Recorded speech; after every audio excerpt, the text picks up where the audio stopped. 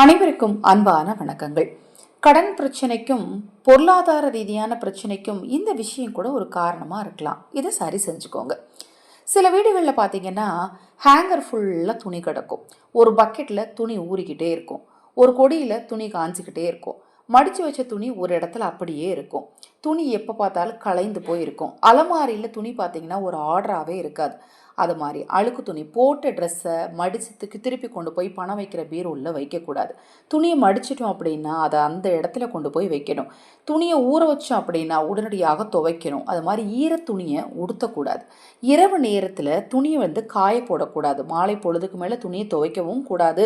இரவு நேரத்தில் வெட்ட வெளியில் துணியை காய போடவும் கூடாது. சூரியன் மறைந்த பிறகு வெளியில் கொடியில் துணி கிடக்கக்கூடாது அப்படின்னு சொல்லுவாங்க. அதே போல் வீட்டில் கதவுகளில் துணி கிடக்கக்கூடாது. துணிமணிகள் கலைந்து இந்த சோஃபாவில் சேரில் இதெல்லாம் வச்சுருக்கவே கூடாது. நிறைய பேர் வீட்டில் சேர் தான் பார்த்தீங்கன்னா துணிமணி வைக்கக்கூடிய ஒரு முக்கியமான இடமாகவே இருக்குது.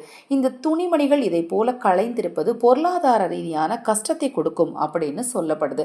சின்ன விஷயம்தான், ஆனால் வாழ்க்கையில் இது பெரும் பாதிப்பை ஏற்படுத்துங்க. உங்கள் வீட்டில் துணிமணிகளை நீங்கள் இதை போல பயன்படுத்துனீங்க அப்படின்னா உடனடியாக சரி செய்யுங்க. அப்போ தான் உங்களுக்கு பணம் சேரும், கடன் தீரும். இது போன்ற எண்ணற்ற தகவல்களை தெரிந்து கொள்ள நமது சேனலை சப்ஸ்கிரைப் பண்ணிக்கோங்க. அனைவருக்கும் எனது அன்பு வணக்கங்களை கூறி இந்த பதிவினை நிறைவு செய்து கொள்கிறேன். ஹரஹர சங்கர ஜெய ஜெயசங்கர மகாபெரிவா திருவடி பாதம் சரணம் சரணம். நல்லதே நடக்கட்டும்.